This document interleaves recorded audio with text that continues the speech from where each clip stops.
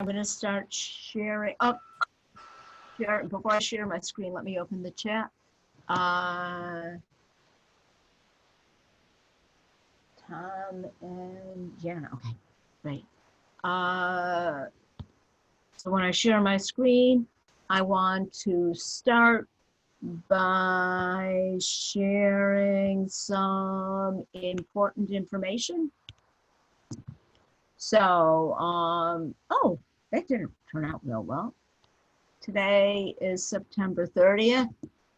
Exam 1 is in my labs, and it needs to be done, is everybody listening, by noon on Sunday. It needs to be completed by noon on the 4th. You're going to put your answers in my labs, and you're going to submit pictures of your work in Blackboard. When you submit the pictures of your work in Blackboard, please make them neat. And by neat, I mean legible and numbered, so that I can go through and match up your work with the questions that you did. Because again, I'm not going to have necessarily a separate answer sheet because a solution because the numbers are algorithmically generated, so they're going to be a little, everybody's test is going to be a little bit differently. It's timed. I believe you have 75 minutes for the test. And I want you to submit the work in Blackboard within a half an hour of finishing the tests. You can only submit the work once.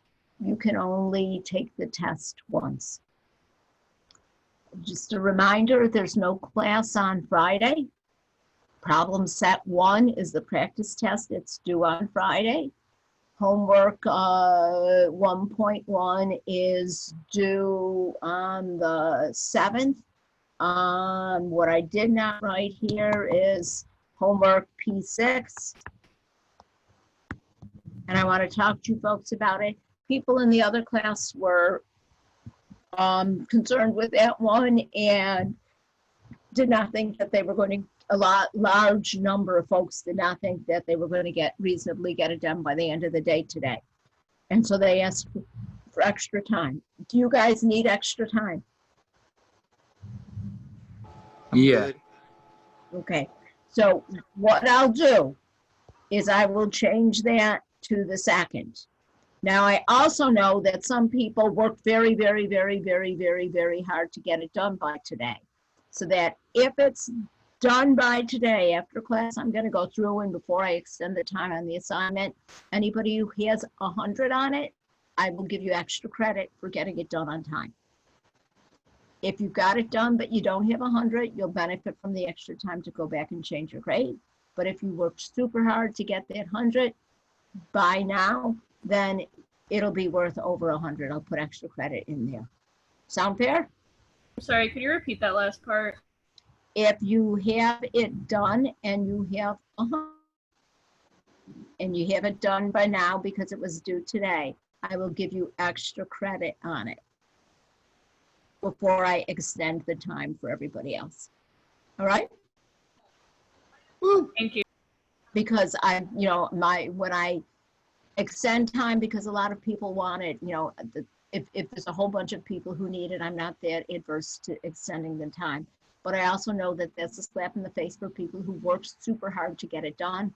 And so I want to reward you somehow. So usually before I put extra time on an assignment, anybody who's got it done, I give them 105 instead of 100.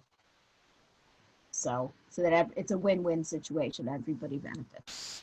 All right. Then next thing that I want to do is I want to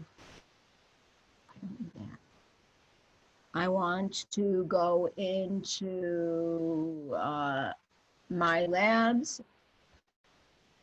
And in my labs, I want to look at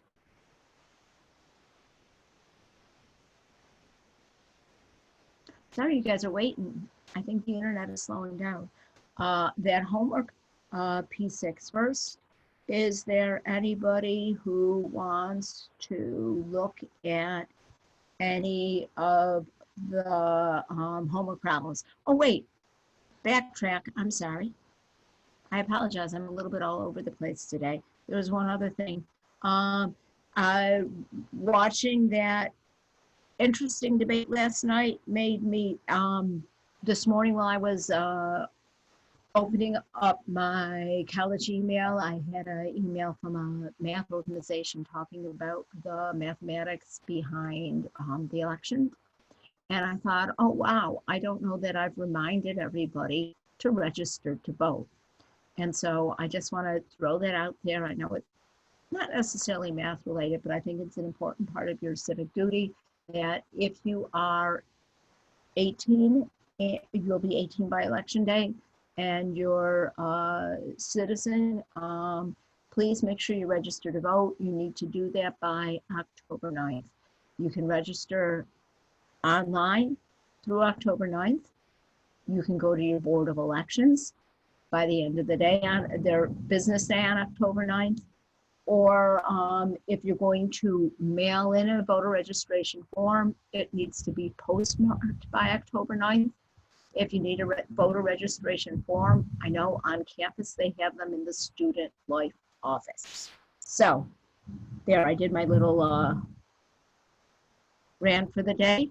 Now, does anybody want to look at any of the questions, first of all, in that homework P6?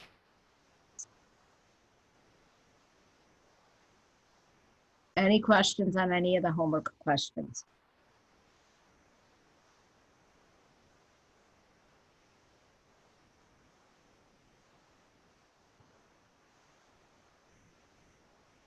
The last one, Michael?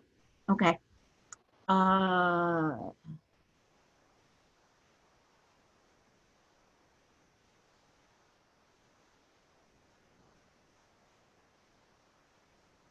I'm listening to the thunder, and if I lose the internet, I will try to get right back into class. If that does not happen within 5 minutes, I guess that'll be class.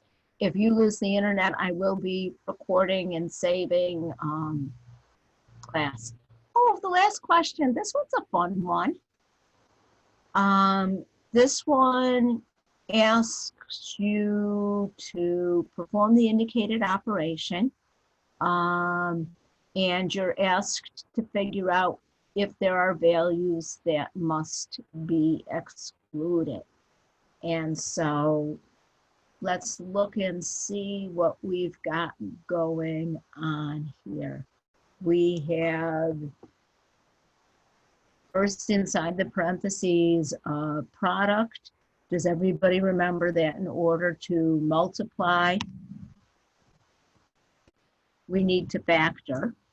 And so help, can anybody remember how to factor the sum of two cubes, r cubed plus s cubed? I think that's going to be r plus s times s squared. I'm sorry, I wrote that backwards, times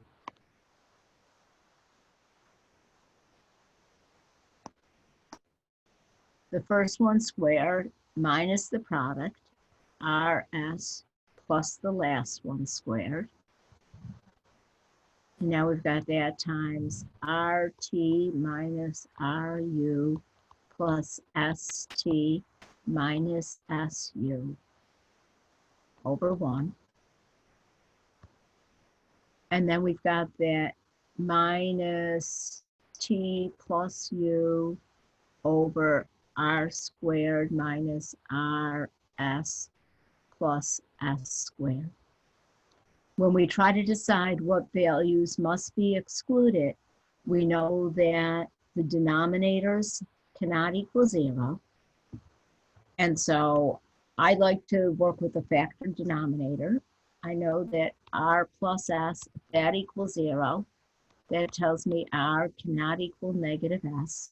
Now that other factor, that r squared minus rs plus s squared, that other factor that we get from the sum or difference of cubes is not factorable.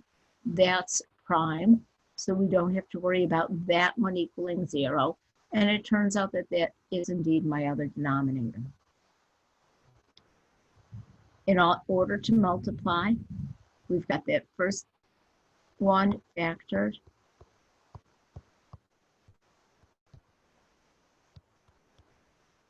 But now we have to factor this numerator. And to factor this numerator, because there are 4 terms, I'm going to factor by grouping. In the first, I have a common factor of r, leaving me with t minus u. In the second, I have a common factor of s, leaving me with t minus u. And so that gives me r plus s times t minus u over 1. And then we've got that subtraction at the back.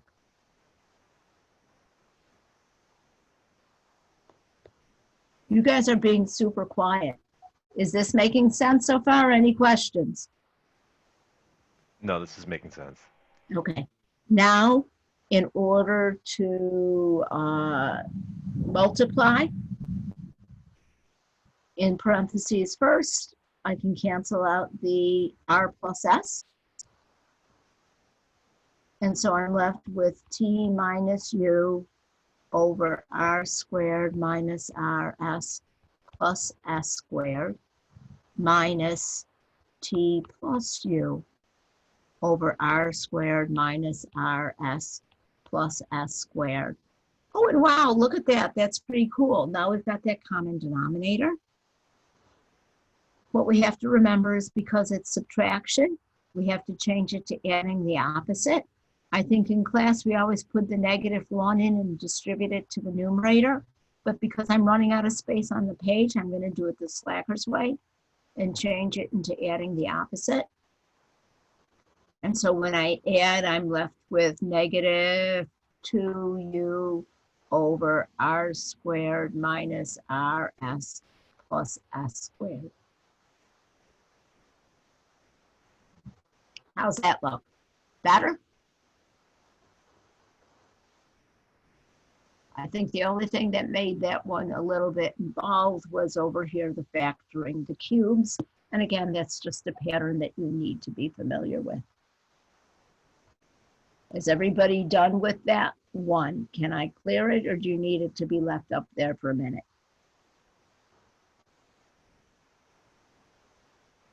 Nobody's talking to me today. Guys, I need some help. I'm good if you clear it. Good. Okay, thank you. Does anybody want to look at anything else from this assignment P6?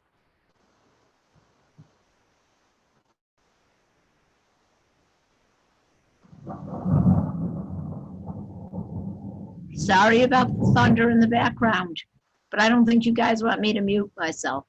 I'm really shocked because the other class we ended up doing several problems. You guys are sure you're all right with this one?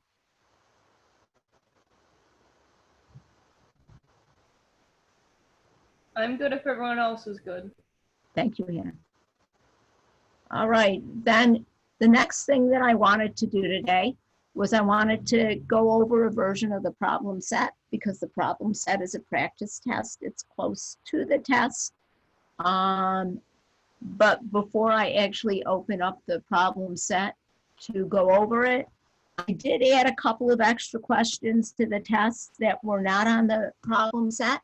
And I added them after people started the problem set, so I could not edit the problem set. So I want to go over a couple of examples that you might see, well, not you might, you will see on that test on Friday over the weekend that are not on the problem set. And so just to make sure that we definitely go through those, is everybody all right if I do those questions first? They're the last couple on the test. And so first, let's look at x over x plus 4 plus 1 over 12 over x squared minus 16 plus 1. And so what we've got here is a complex fraction. Does everybody remember last class we said, in order to simplify a complex fraction, we want to find the least common denominator of the fractions within the fraction. And so in order to do that, can anybody help me factor this denominator, x squared minus 16? How would that factor? X plus minus 4. X plus 4, x minus 4. And so is everybody all right? That's going to be my common denominator, x plus 4, x minus 4. Now what we need to do is we multiply both the numerator and the denominator by that, x plus 4, x minus 4.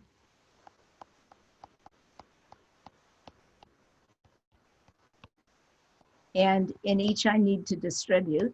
So I'll have x plus 4, x minus 4 times x over x plus 4 plus x plus 4, x minus 4 times 1 over x plus 4, x minus 4 times 12 over x plus 4, x minus 4 plus x plus 4, x minus 4 times 1.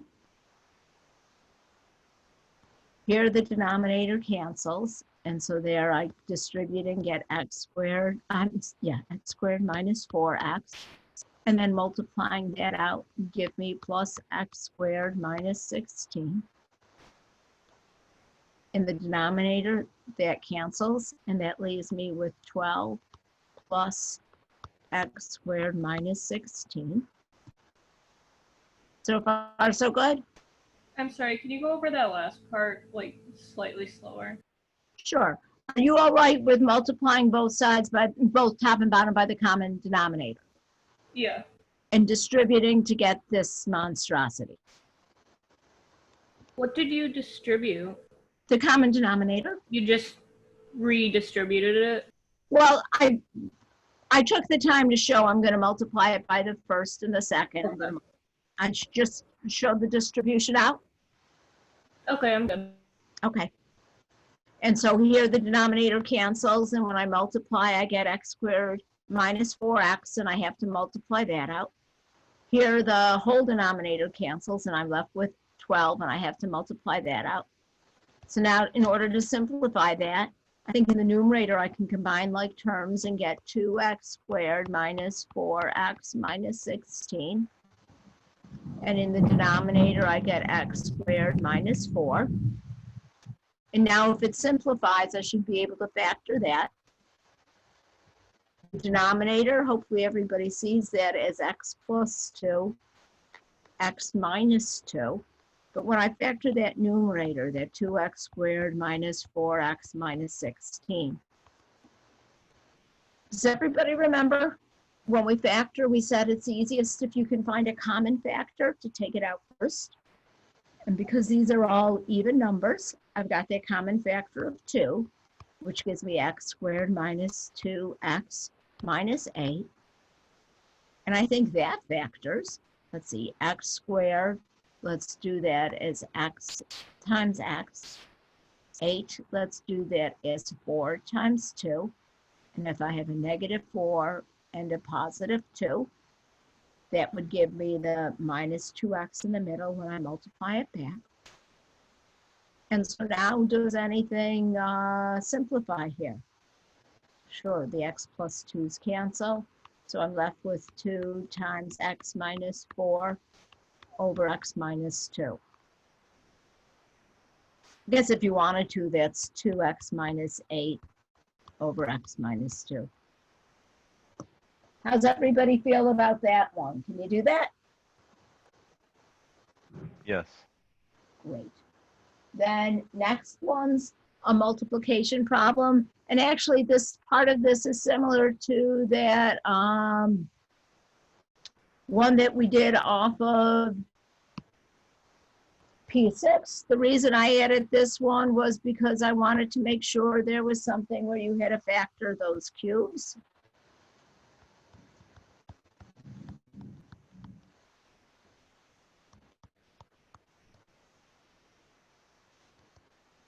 So I've got x cubed plus 1 over x cubed minus x squared plus x times 11x over negative 99x minus 99. And again, in order to multiply, I like to say fractions are fun if you factor first. So the first thing we have to do is factor. And because these are both cubes, I'm going to use that pattern for the sum of cubes. X cubed is x to the third. 1 is 1 to the third. This sign is the same as the original sign with the cubes. Then we take the first term squared. We take the product of the two. And we take the last one squared. Is everybody all right with this factoring the sum or difference of cubes?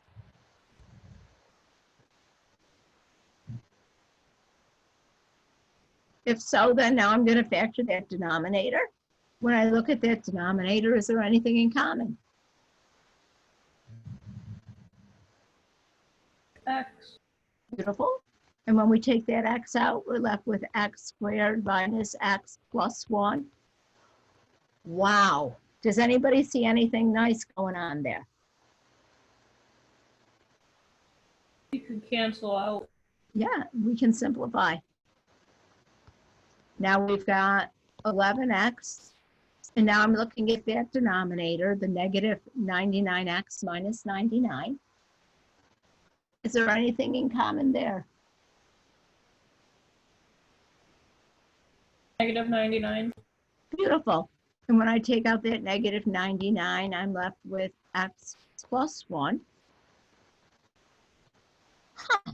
Is there anything else that we can simplify? 11. 99. 11 goes into 99. That leaves me with negative 9. How about the x plus 1 and the x plus 1? And how about the x and the x? So we're left with negative 1, 9. How fun is that?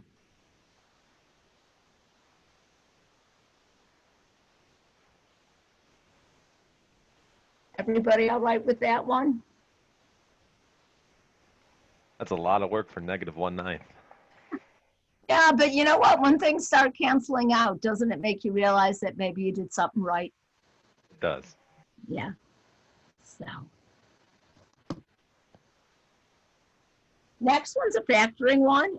And I threw this factoring one in there because I wanted to make sure that there was one or two more where it was, where you had to do more than one type of factoring. And so in order to factor this, when you factor, what do you look for first? Common denominator. Common factor, yep. Is there anything in common between 6, 8, and 8? 2. 2. They're all even numbers, divide out 2. So that leaves us with 3x squared minus 4x minus 4. And I think that's going to factor. Let's see, if I have 3x and 1x, signs are going to be different. And for 4, what do you guys want to do with 4? 1 and 4 or 2 and 2?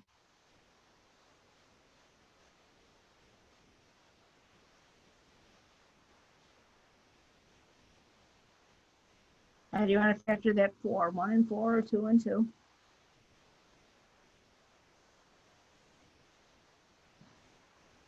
I'm thinking if we do the 2 and 2 and make this one a positive and this one a negative, when we multiply, we get minus 6x plus 2x, which gives me the minus 4x.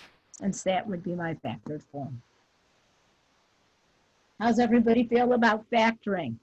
The more you do fractions, are you getting a little bit more confident in your factoring because fractions are really just an application of factoring? I always find that we could just spend a lot of time on factoring and people just get frustrated with it. But once we start throwing them in fractions where you have to use it, People seem to get a little bit better with their factoring skills. Next one asks you to find a product. And I think everybody's comfortable multiplying a binomial times a binomial. But I want to make sure that everybody's also comfortable multiplying a binomial times a trinomial, or a trinomial times a trinomial, or just larger polynomials. What do I need to do this multiplication? There's a couple of different ways. What do you folks think? Box method. Okay, I got a boxer. So doing the box method, if I put the x squared plus the 2x minus 5 on the top and the x minus 12 on the bottom, we get x cubed plus 2x squared minus 5x, multiplying each by the x, which is, if you were a distributor, that's like distributing the x. And then we're going to multiply each term by the negative 12, which is distributing the negative 12.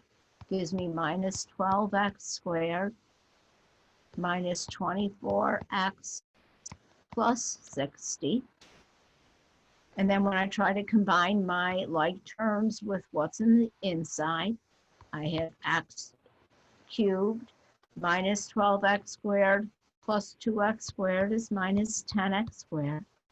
Minus 24x minus 5x is minus 29x plus 60.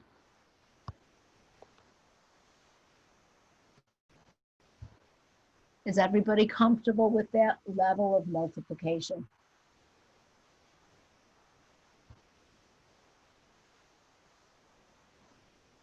Can I move on?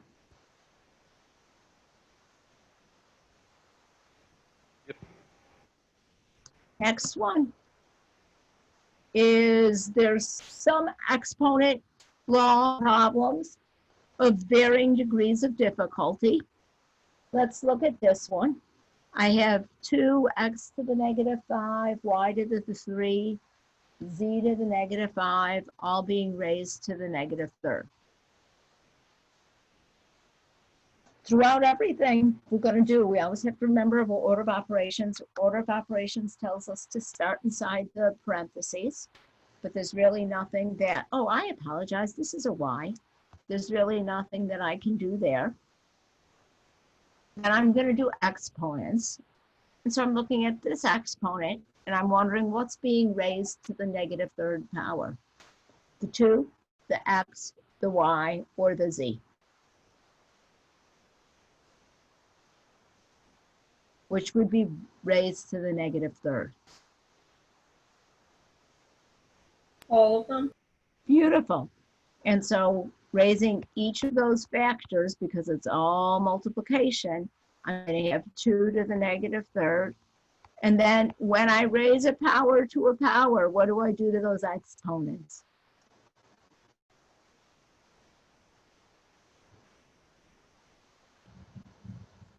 If I have x to the negative fifth to the negative third, when I raise a power to a power, what happens to this? You multiply them, it's x to the 15th. Beautiful. And in the same way, we get y to the negative 9th and z to the 15th. And then we want to take that and write it without negative exponents. Does everybody remember that if we have negative exponents to write it without, we're going to want to make a fraction? What should go in the numerator of the fraction? x15, z15. And why? Because they don't have any negative exponents. Beautiful. And the negative exponents, those will go in the denominator. And when I move them to the denominator, does everybody remember those exponents become positive? But I don't think I'm done yet. I think I can do one more thing here. And that's to evaluate the number part. What's 2 to the third equal? 8. Beautiful. And how's everybody with that problem?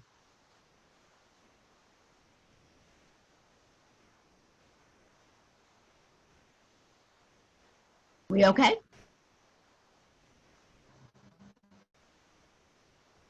I think there's somewhere you just have to simplify.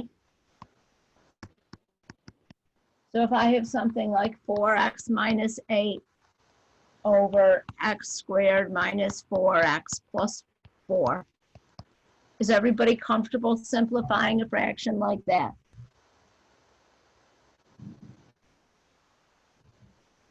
What would you do first? Factor. Beautiful. When I go to factor that numerator, what should I do?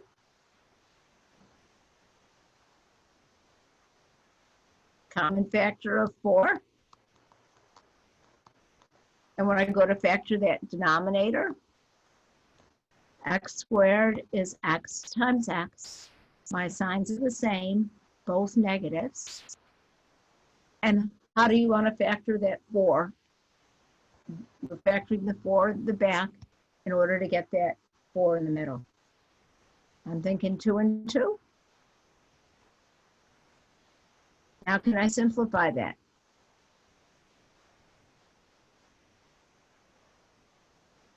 Yeah. So I'm left with 4 over x minus 2. Can I simplify that any further?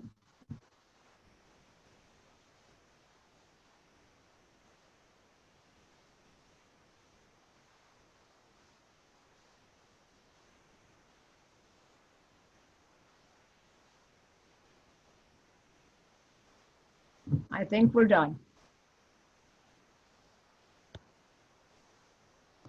Then there's some more factoring. We looked at this sum of cubes. Let's look at the difference of cubes.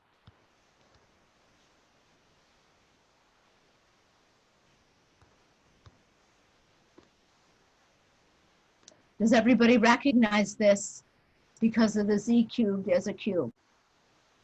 So here I'm going to have z. This sign stays the same, minus. Does anybody know what number to the third power gives me 125?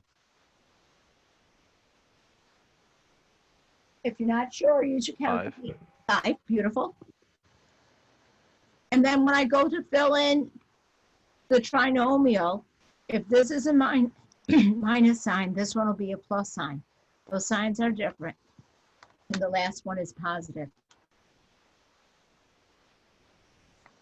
Excuse me, my allergies are killing me today and my voice is going. So in order to get z cubed, this would have to be z squared. In order to get the 125, this would have to be 25. And it always turns out that the middle term is the product of those, so I'll have 5z.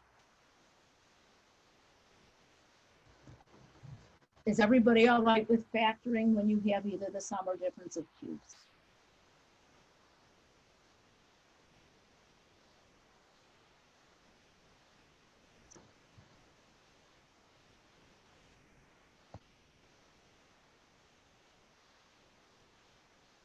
If I have something with a fractional exponent, let's say I have 64 to the 2/3.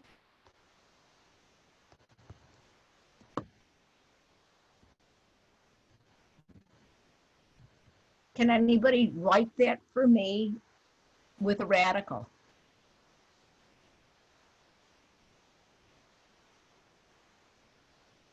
Isn't it radical 64 with like the 3 in the front? And then I'm going to square it. And so then we have to figure out what's the cube root of 64. What number to the third power gives me 64?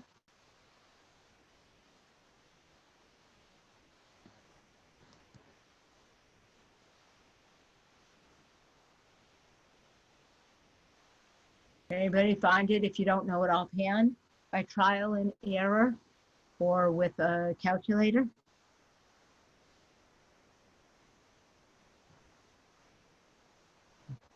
One to the third is 1. 2 to the third is 8. 3 to the third is 9 times 3 is 27.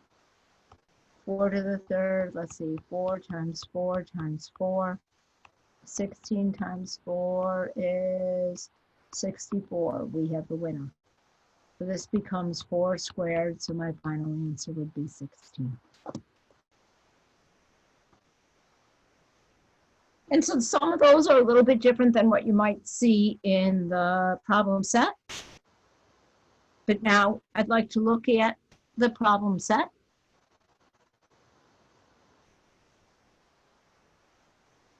Because the other questions that you might find on the test will be very similar to the ones in the problem set.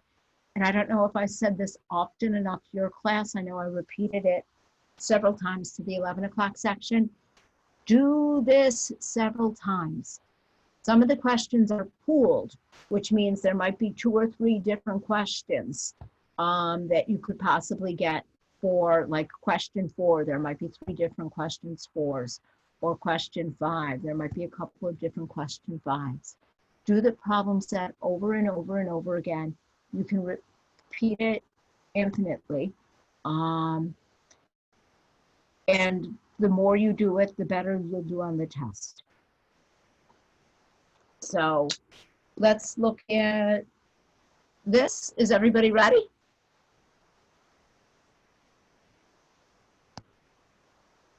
This asks me to evaluate the given expression if x is -3 and y is 1. And I've got 2x plus y over 9 plus 6y. What would you do to evaluate that? Any ideas? Substitute. Beautiful. And so when I substitute, that becomes 2 times, for x, I'll put in -3 plus y is 1 over 9 plus 6 times y is 1. Now when I go to simplify that, what do I have to remember?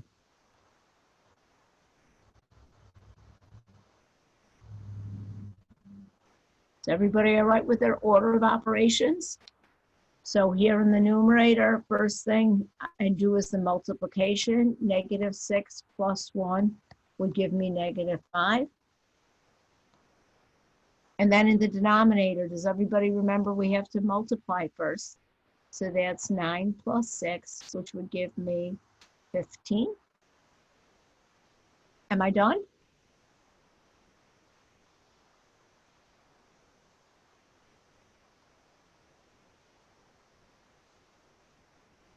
Or can I do something more with that fraction?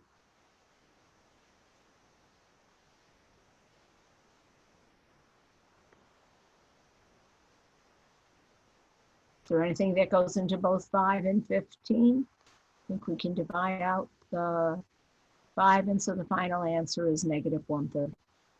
That one okay? Can I clear it? Yeah. Thank you. Oh, this is a fun one. The formula C equals 5, 9 parentheses F minus 32 expresses the relationship between Fahrenheit temperature F and Celsius temperature C. Use the formula to convert 68 degrees Fahrenheit to its equivalent temperature on the Celsius scale. Uh-oh, now what?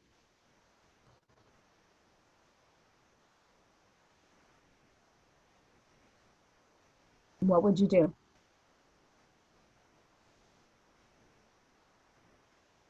Any ideas?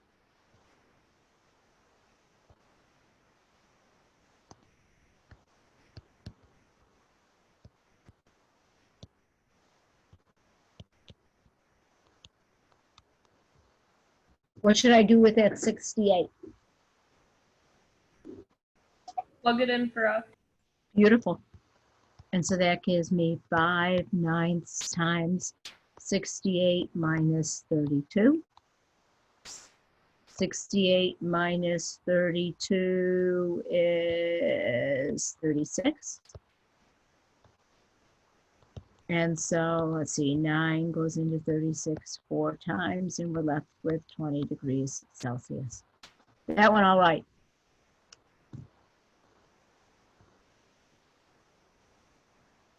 Everybody okay? Hearing nothing, I'm going to clear it. Next question. How's everybody with their properties? Does everybody remember all of their properties? What property does this problem show?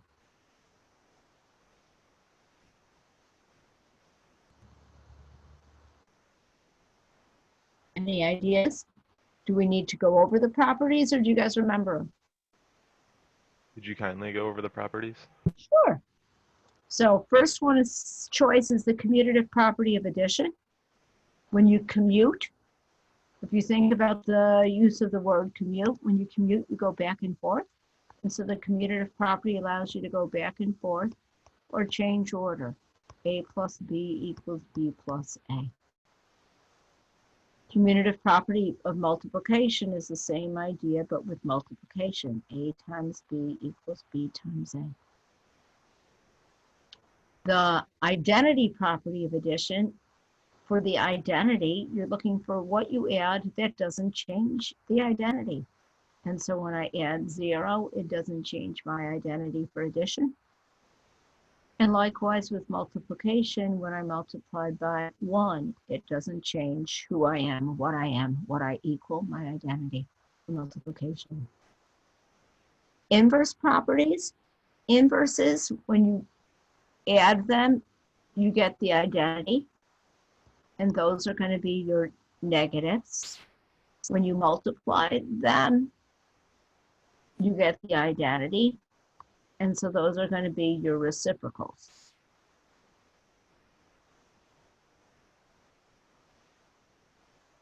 Associative property allows you to regroup. So when I'm using the associative property, I have 3 things. They're in the same order on both sides. And when I regroup them, what I'm doing is I'm moving the parentheses. Associative property of multiplication is the same idea, but instead of adding, I'm multiplying. They're in the same order. I'm just moving the parentheses to regroup them. And I think everybody's comfortable with the distributive property of multiplication over addition because we've been distributing an awful lot. For the distributive property, I'm going to look for something that has both multiplication and addition. So up here, as I look at this, does everybody see that that problem is only addition? So knowing it's only addition, process of elimination, it's not the distributive, and it's not a multiplication property. It's not the identity because I'm not adding 0. It's not the inverse because I'm not getting an answer of 0. So let's look at that. Did I change the order or are the numbers in the same order on both sides? See, we've got 9, 2, 3, 9, 2, 3. The order's the same. The order's the same, but what I did was I changed the way they group. And again, when you group together with somebody, you associate with them. And so if all I'm changing is the grouping, that's the associative property. Does that help? Thank you. Thank you for talking. Next one. Simplify the given expression. We've got 8 parentheses 2y minus 8 minus 8y plus 8. What would you folks do with this one?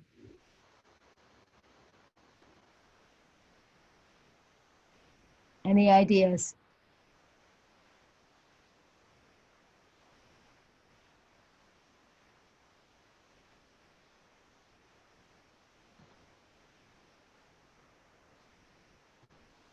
Order of operations says to start inside the parentheses. Can I combine what's in either parentheses?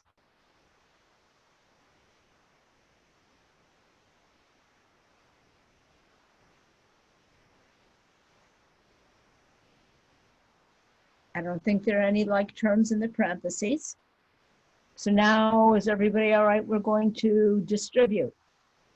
Distributing 8 gives me 16y minus 64. What do I need to distribute in this second set of parentheses? -1. Beautiful. Distributing the -1, I get minus 8y minus 8. Am I done yet?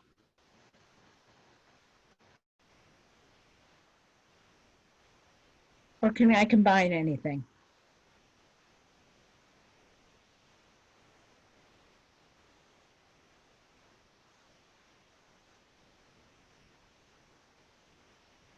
Are you guys all right today? I can't hear anybody. 24y minus 72. Oh, be careful. It's a minus sign.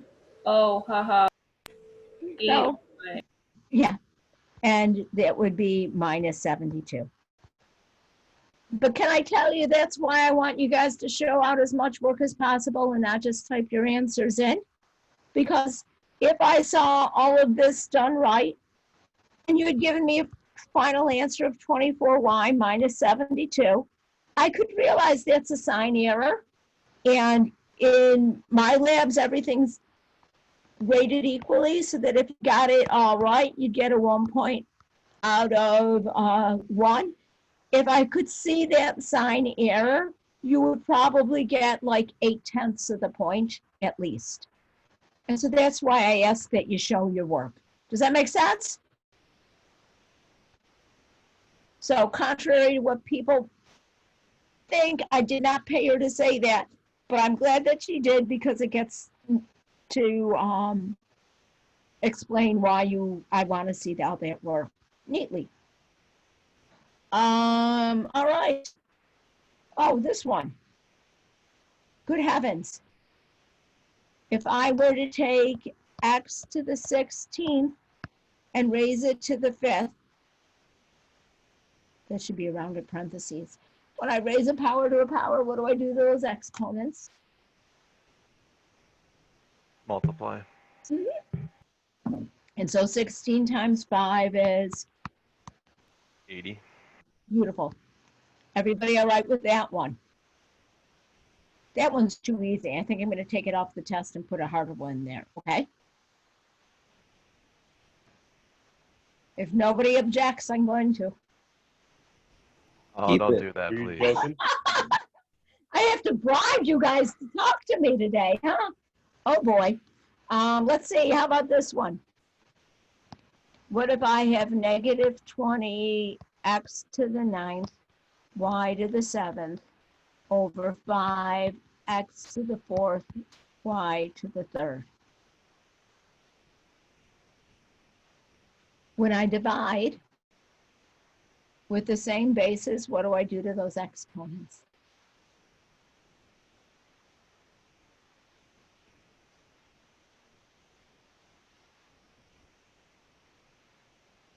Anybody? Subtract. Beautiful. So 9 minus 4 is 5. 7 minus 3 is 4. And now what should I do with the negative 20 and the 5?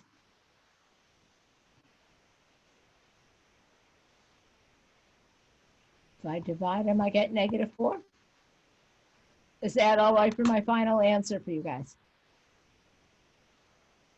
Can I erase it?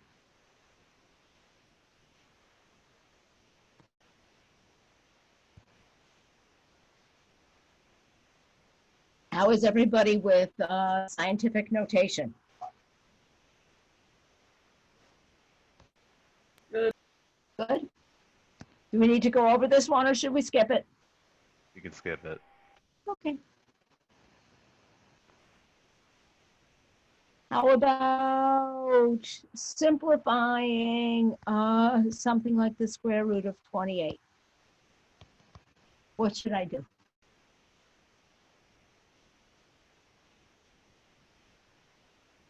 4 times 7. So that's going to be the square root of 4 times 7. So we'll take the square root of 4 times the square root of 7. What's the square root of 4? 2. And the square root of 7 is just the square root of 7? We good?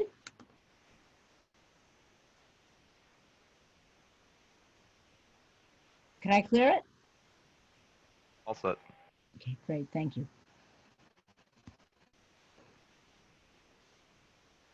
Next one, I have 1 over the square root of 2. And I think we had said that we never want to leave a radical in the denominator of a fraction. What should I do to get that radical 2 out of the denominator? Multiply both by radical 2. Beautiful. And when I multiply both the numerator and the denominator by radical 2, 1 times radical 2 is radical 2. When I take radical 2 times radical 2, is everybody right that I just get 2? Yep. And so this would be my final answer in simplest form. We good? Can I clear it?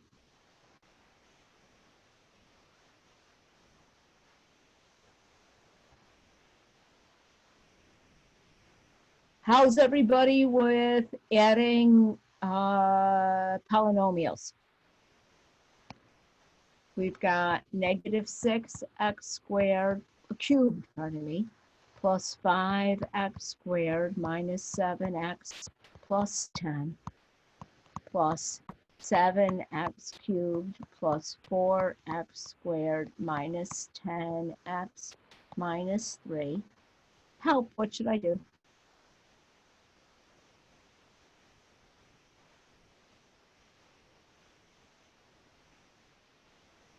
Any ideas? You guys remember?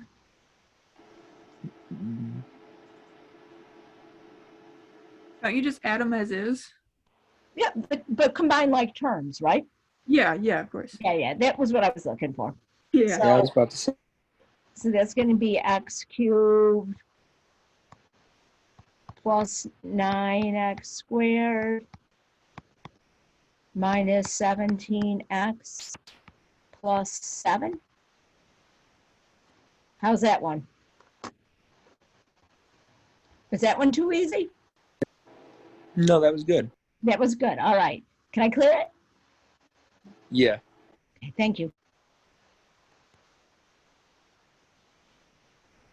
Oh, this one I've got x minus 10 in parentheses squared.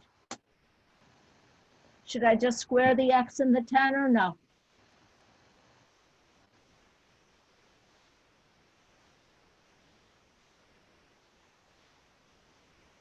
Box No. method. We have to think of this as x minus 10 times x minus 10. And then you can box it or distribute it or FOIL it. You get x squared minus 10x minus 10x plus 100, or x squared minus 20x plus 100. And if you want to use the rule for squaring a binomial, this is the first term squared, this is the last term squared, and this is twice the product. But I'm perfectly fine if you just multiply it by itself. I actually think that when people just multiply it by itself, they're much less likely to make a careless mistake. That one okay? Yeah. Okay. And realize that one's different than the other one we had when we raised something to a power, because that does have the 2 terms in the denominator. Is everybody okay with multiplying a binomial by a binomial? So x minus 7y, 3x plus 4y. Is everybody comfortable with one like that? Yeah. Okay, are you boxers, distributors, or FOILers? Some of each. Distributor. Distributor? Okay, so first, are you going to take x times 3x plus 4y minus 7y times 3x plus 4y, which gives you 3x squared plus 4xy. Then here, minus 21xy minus 28y squared. And combining like terms, we get 3x squared minus 17xy minus 28y squared. I know some of you are boxers, but we already did a box problem and we've done a lot of foiling. One way or another, can everybody get from that product to this multiplied out version? Can I Yep. clear that one? Yeah. Thank you. Next is a factoring problem. How's everybody factoring?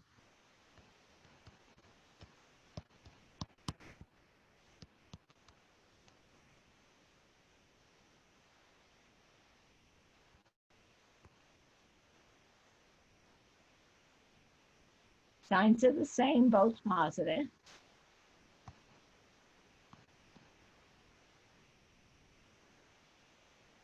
Six can be 6 and 1, or 3 and 2.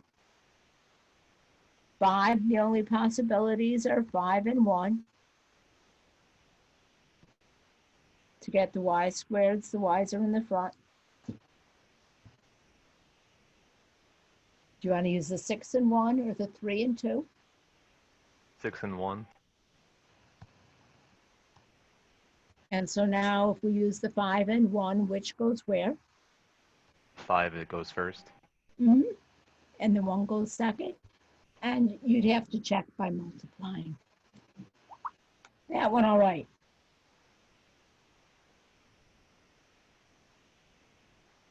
If so, factoring the difference of two squares.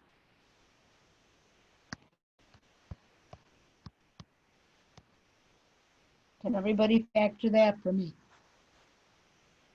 X plus 6, x minus 6. Beautiful. I think that one's too easy. No, it's good. It's good? Okay. I won't take it out then. How's everybody with their division and figuring out where things are undefined?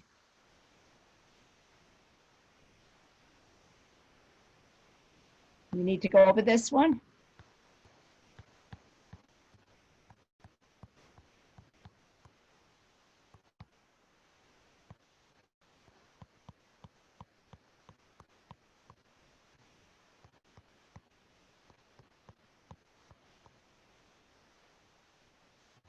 Because this one asks if there are any values to exclude, what I would probably do with this one is factor first. X squared minus 4 is x plus 2, x minus 2. 4x minus 4 would be 4 times x minus 1. X squared plus 4x plus 4 would be x plus 2, x plus 2. And x squared plus x minus 2 would be x plus 2, x minus 1. I know that the denominator cannot equal 0, so I know that x minus 1, if that equals 0, x cannot equal 1. X plus 2, for that to equal 0, x would be negative 2, so x cannot equal negative 2. We already looked at the x minus 1. Now it's a division problem, so I have to flip it. X plus 2, x minus 2 over 4 times x minus 1. The first stays the same. Division becomes multiplication, and I take the reciprocal of the second.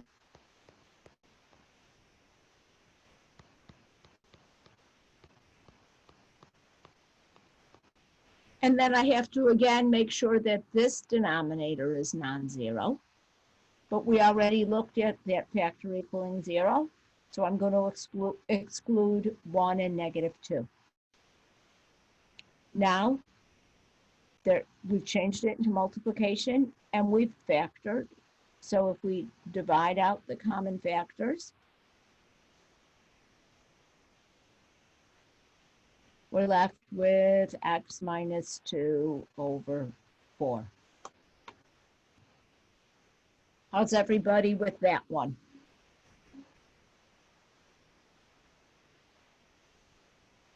We okay? Any questions? Nope.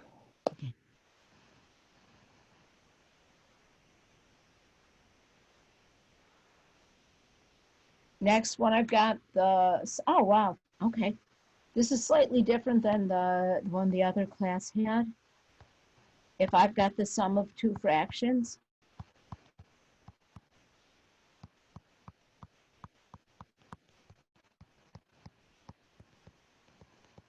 is everybody all right?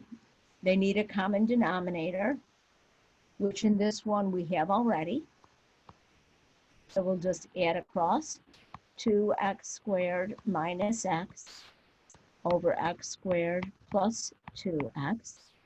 Am I done or can I do anything more?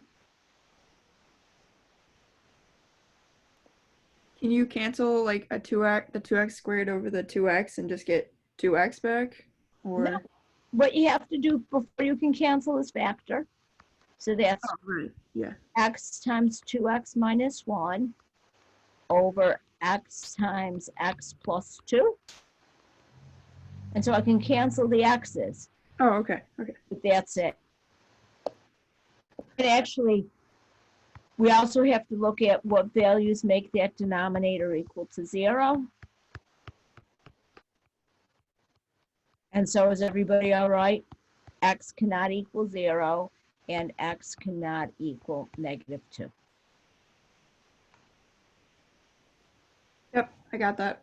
And I'm sitting and thinking, and it must be pooled with one of the other questions, because I was positive that I had a question on the test that we did not look at yet, which involved rationalizing a binomial denominator. What if I have something like 3 over 5 plus radical 2?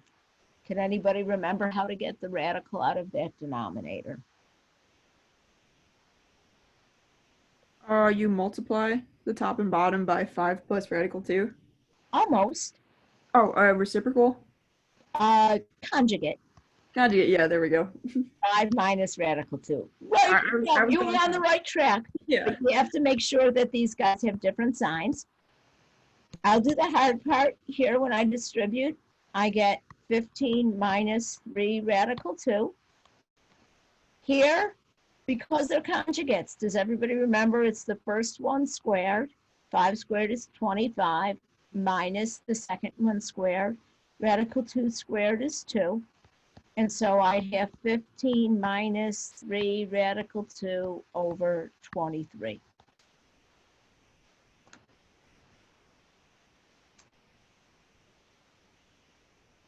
That all right? Yes. Okay.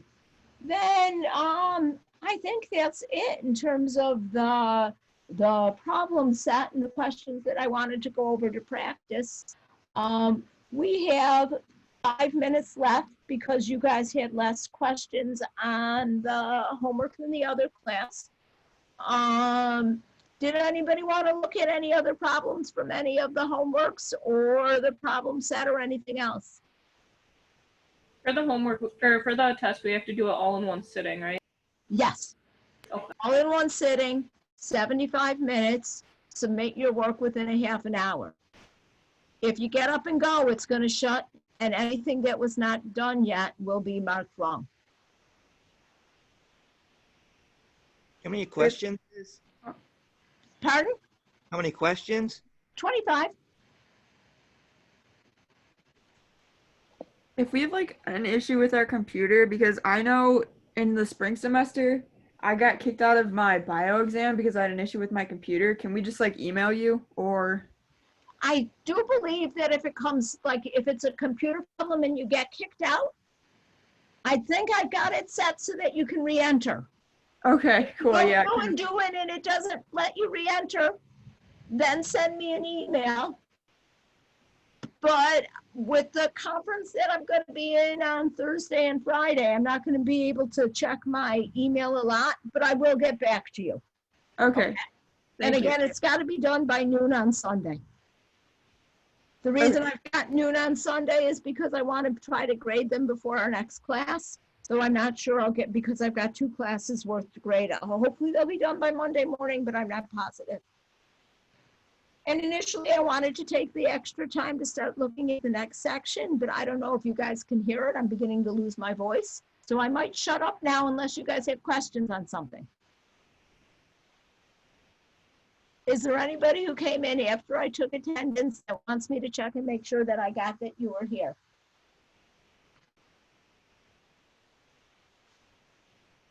Everybody was here? Okay, all right, then have a good weekend. You too. Do well on the test. And we'll see you Monday. Bye-bye. Okay. Thank you. Bye, thanks.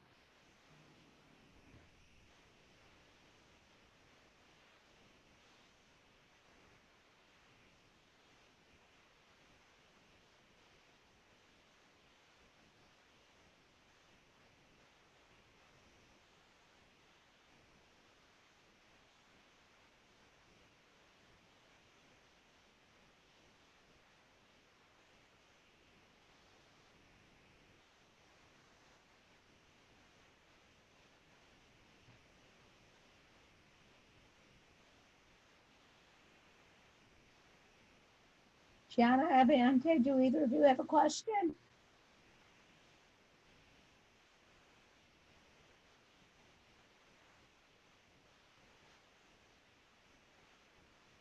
Nicholas, you okay?